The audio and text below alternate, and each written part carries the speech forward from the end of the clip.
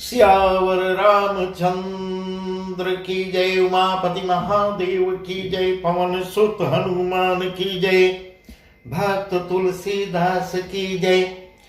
श्री रामचरितमानस में बाल कांड का वह प्रसंग हम सुना रहे हैं जब जनकपुरी में धनुष का यज्ञ का आयोजन है। उसमें भगवान श्री राम धनुष को तोड़ते हैं और इतने घोर शब्द होते हैं, इतनी आवाज होती है जिसे सुनकर परशुराम जी पधारते हैं और परशुराम लक्ष्मण संवाद तथा परशुराम श्री रामचंद्र जी से संवाद होता है। वही प्रसंग चल रहा है, वही प्रसंग हम आपको विस्तार से सुना रहे हैं। इस प्रकार परशुराम जी कह रहे हैं, कौशिक मुनि से कह रहे हैं कि मैं आपके कारण क्योंकि बालक आपके साथ है, इसके कारण मैं इसको छोड़ता जा रहा हूं। तब विश्वामित्र जी हंसते हैं और क्या कह रहे हैं, वही उसके आगे का प्रसंग हम सुना रहे हैं। गाद सुनो कर हृदय मुनि हरियरी सूद, ऐ मैं खान ऊख में अजौन बूझ बूझ। इस प्रकार विश्वामित्र जी हृदय में मन में हंस रहे हैं। मुनि को हरियरी सूझ रही है, अभी भी इनके समझ में नहीं आ रहा है लक्ष्मण जी किस ढंग से उत्तर दे रहे हैं। इनके प्रताप को, परशुराम जी के प्रताप को सब जानते हैं, उनको जानते हुए किस ढंग से उत्तर दे रहे हैं, तब भी इनके समझ में कुछ नहीं आ रहा है। परंतु परशुराम अपने घर में इतने मस्त हैं कि उनको कुछ समझ में नहीं आ रहा है। सर्वत्र विजयी होने के कारण इस श्री राम और लक्ष्मण को साधारण बालक ही समझ रहे हैं कि राजकुमार हैं, साधारण बालक हैं। जैसे मैं पृथ्वी भर के समस्त राजाओं का मर्दन किया है और उनको मारकर उनका राज ब्राह्मणों को दे दिया, उसी प्रकार साधारण क्षत्रिय समझ रहे हैं। किंतु इस प्रकार यह लो मैं केवल फौलाद बनी हुई खाण जो है, खाड़ा खड्ग है, ऊख जो है रस की खान नहीं है, जो मुंह में लेते ही ऐ मैं खाणन ऊख में अजौन भूज भूज। इस प्रकार एक गन्ने से बनी हुई खाण जो है वह नहीं है कि मुंह में डालते ही गल जाएंगे। इस प्रकार अपनी सम्मुख वाले को भी कुछ समझना चाहिए कि मुझसे कुछ बात कर रहा है तो उसके अंदर क्या है क्या नहीं। इस प्रकार कहु लखन मुनि सैल तुम्हारा को नहीं जान विदित संसारा, माता पिता पुरिन भयनी के गुरु रिनुराहा सोच बड़ जी के। लक्ष्मण जी ने कहा, हे मुनि आपके सील को कौन नहीं जानता, वह संसार भर में प्रसिद्ध है। आप माता पिता से तो अच्छी तरह ऋण ही हो गए हैं। अब गुरु का ऋण रहा है जिसका जी में बड़ा संकोच लग रहा है।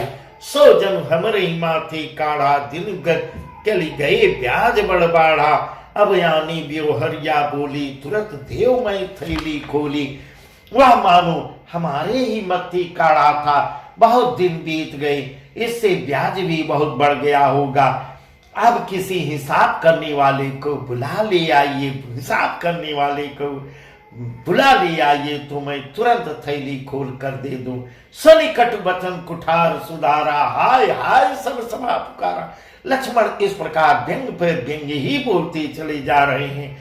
इस प्रकार लक्ष्मण के कट वचन को सुनकर, कड़वे वचन को सुनकर परशुराम जी अपनी कुठार को संभाल लेते हैं। सारी सभा में हाहाकार मच जाता है, हाय हाय सब सभा पुकारा। भृगवर परसु दिखाऊं मोही, विप्र विचार बचाऊं नृपदोही। इस प्रकार हे भृकुल श्रेष्ठ, हे भृकुल श्रेष्ठ,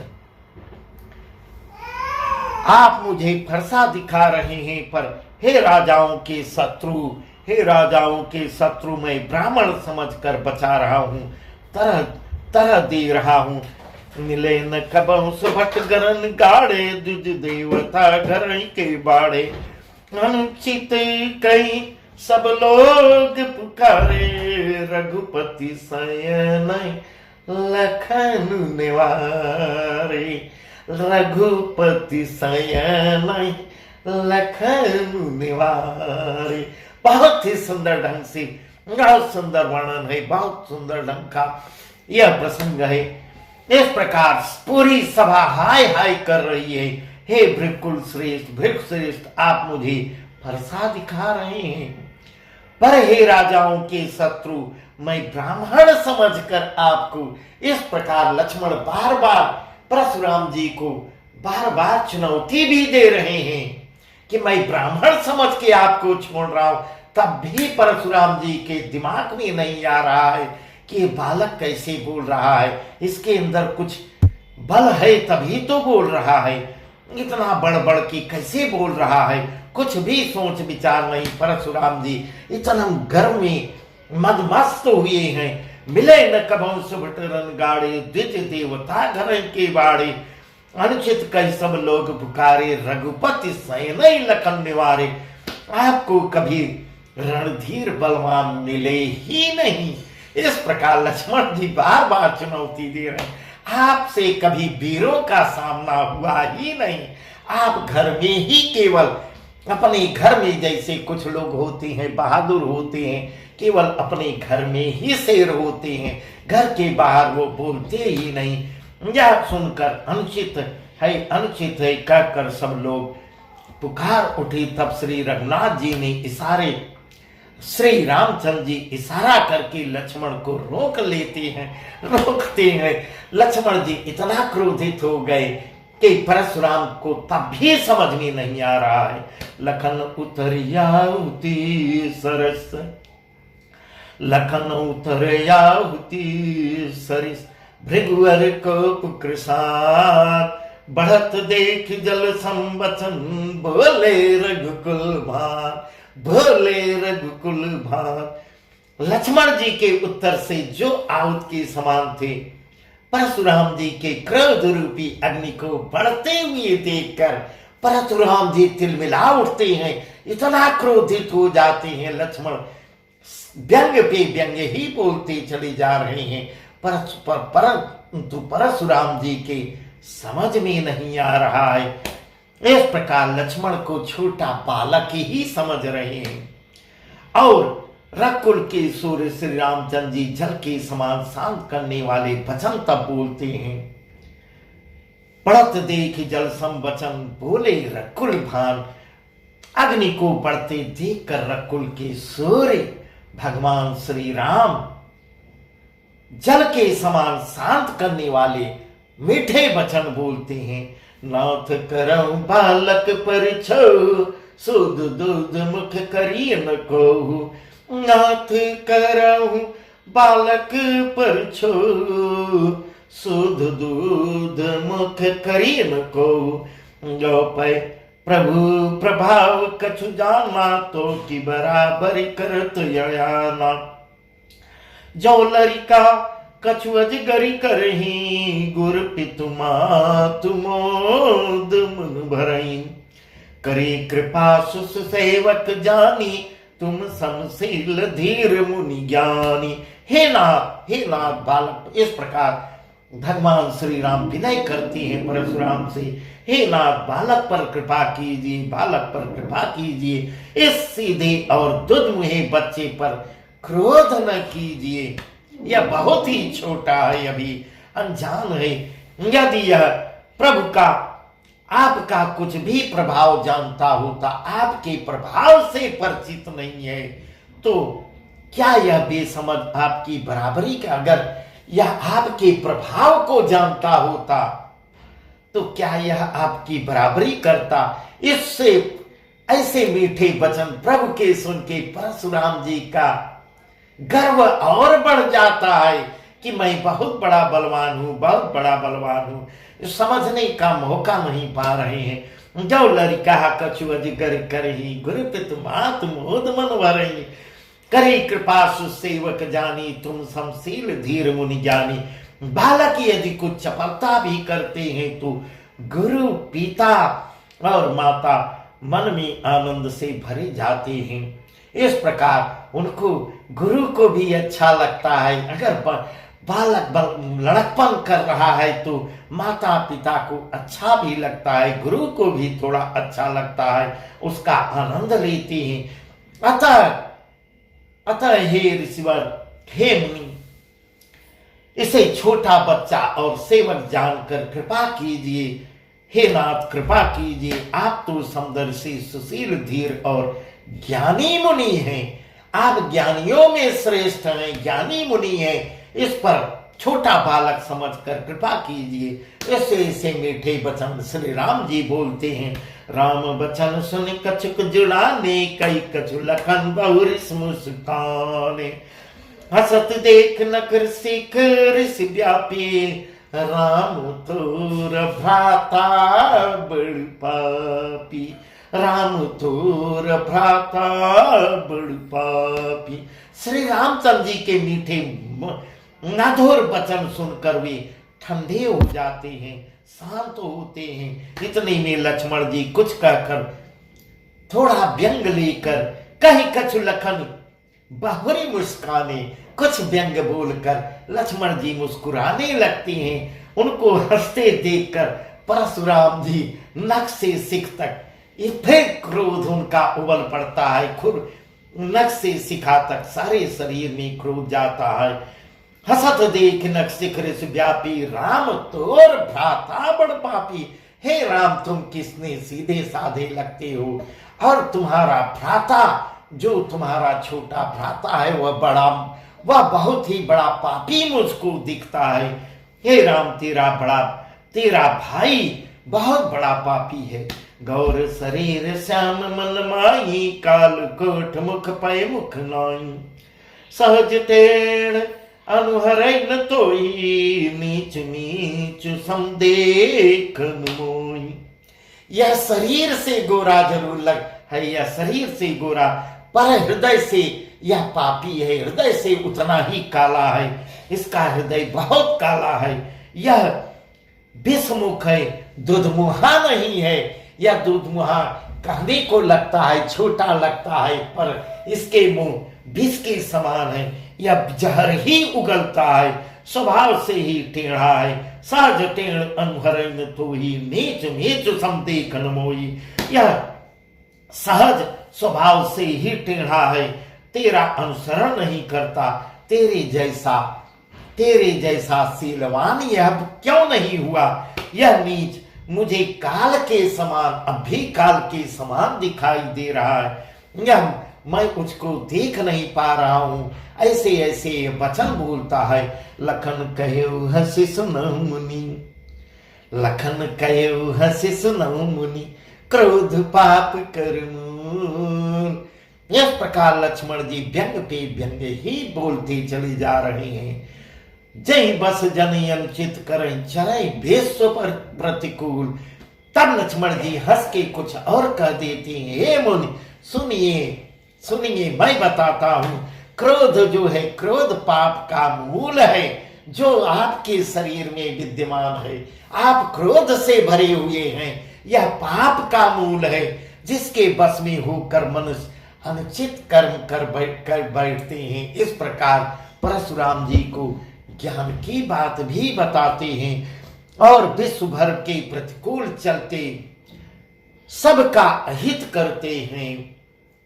मैं तुम्हारे अनुचर मुनि राया, परियर करी अबुदाया। टूट चाप नहीं जुरी रिसाने, बैठी हो यही पाय पिराने। जो अति प्रेत करी उपाय, जोरी को बड़ गुनी बुलाई। दौलत लख नहीं जनक डराही, मस्त करहूं अनुचित भलनाई। मस्त करहूं अनुचित भल नाई। इस प्रकार लक्ष्मण जी बोल रहे हैं। वहां बैठे हुए सभी लोग डर रहे हैं। बोलते लक्ष्मण हैं और वहां बैठे हुए लोग डर रहे हैं, क्योंकि परशुराम के क्रोध से सब परिचित थे। परशुराम को अब क्या कह रहे हैं लक्ष्मण जी, मैं तुम्हारे अनुचर मुनिराया परिहर कोप करी अब दाया। हे मुनिराज, मैं आपका दास हूं, अब क्रोध त्याग कर दया कीजिए। इस प्रकार ऐसे शब्द बोलते हैं। फिर इसके बाद फिर व्यंग बोल देते हैं। टूट चाप नहीं जुरही रिसाने, बैठी हुई पाई पिराने। अब क्रोध त्याग कर दया कीजिए। टूटा हुआ धनुष क्रोध करने से नहीं जुड़ेगा। क्रोध करने से टूटा हुआ धनुष, व्यंग ही व्यंग बोल रहे हैं। खड़े खड़े पैर दुखने लगे होंगे। हे ऋषिवर, आपके खड़े खड़े पैर दुखने लगे होंगे। बैठ जाइए, क्रोध को कम करिए। जो अति प्रीत करी उपाय, जोरी को बड़गुनी बुलाई। यदि धनुष अत्यंत ही प्रिय लग रहा हो तो कोई उपाय किया जाए और किसी बड़े गुणवान व्यक्ति को, कारीगर को बुलाकर जुड़वा दिया जाए। इस प्रकार की ऐसे व्यंग भरे वचन लक्ष्मण अभी बोलते चले जा रहे हैं। बोलत लखन जनक डेराही, मस्त करहु अनुचित भल नाई।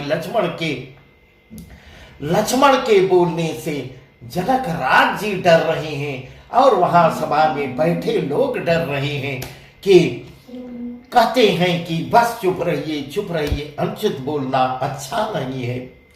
थर थर कांपहि पुर नर नारी, थर थर कांपहि पुर नर नारी। छोट कुमार खोट बड़ भारी, भृगुपति सुनी निर्भय बानी। रिसतन जरई होई बलहानी, रिसतन जरई होई बलहानी। यहाँ तुलसीदास जी कितना सुंदर वर्णन कर रहे हैं। रिसतन जरई होई बलहानी, रिसतन गुस्से में इस प्रकार जनकपुर के थर थर कांपहि पुर नर नारी, छोट कुमार खोट बड़ भारी। जनकपुर के स्त्री पुरुष थर थर कांप रहे हैं। परशुराम और लक्ष्मण को आमने सामने संवाद करते देखकर वहां के स्त्री पुरुष कांप रहे हैं। मन ही मन कह रहे हैं, छोटे राजकुमार हैं, यह बहुत ही खोटे लग रहे हैं। बार बार मुनि से लड़ते चले जा रहे हैं, पीछे नहीं हट रहे हैं। छोट कुमार खोट बड़ भारी, भृगुपति सुनी निर्भय बानी। लक्ष्मण जी की निर्भय वाणी को सुनकर इधर तुलसीदास जी कितना सुंदर वर्णन कर रहे हैं। भृगुपति सुन निर्भय बानी, रिस्तन जरई होई बलहानी। परशुराम जी का शरीर और भी क्रोधित होता चला जा रहा है, परंतु उनके बल में बल की हानि हो रही है, बल घटता चला जा रहा है। जैसे जैसे क्रोध करते जा रहे हैं वैसे वैसे उनका बल घटता चला जा रहा है। बोले राम ही दे निहोरा, बचौ विचार बंधु लघु तोरा। अनमलीन तनु सुंदर कैसे, बिसरस भरा कनक घटु जैसे। बिसरस भरा कनक घटु जैसे। तब श्री रामचंद्र जी पर यह सान जलाकर परशुराम जी ऐसा बोलते हैं जैसे भगवान श्री राम पर यह सान कर रहे हो। बोले राम दे निहोरा, ऐसा निहोरा कर रहे हैं, यह सान जलाकर दिखाकर परशुराम जी कुछ कहते हैं।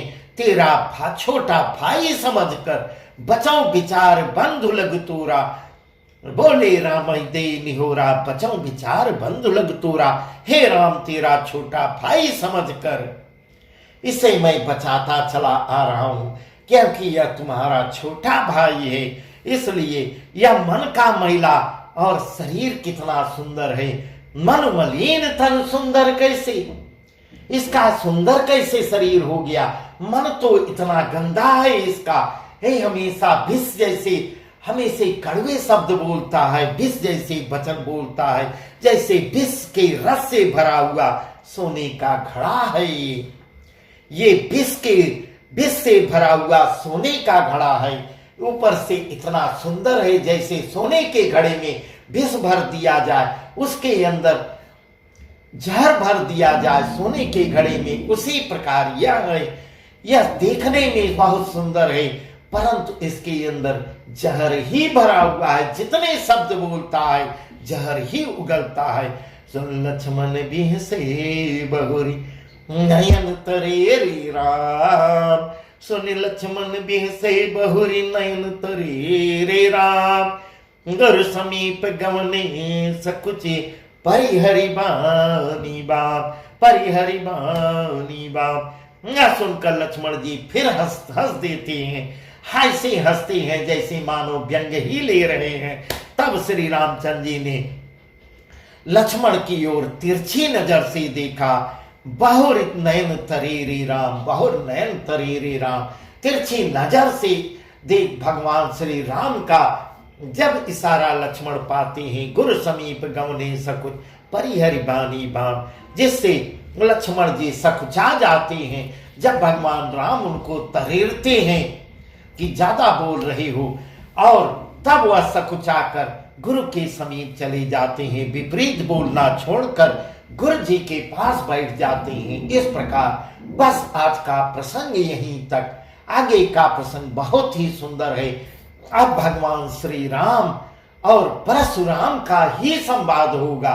भगवान राम उनका उत्तर देंगे। बहुत विनम्रता से प्रभु उत्तर दे रहे हैं। परशुराम जी क्रोध पे क्रोध ही करते जा रहे हैं। बहुत ही सुंदर है, बहुत सुंदर वर्णन है, जिस प्रसंग को हम आपको कल सुनाएंगे। सियावर रामचंद्र की जय, उमापति महादेव की जय, पवन सुत हनुमान की जय।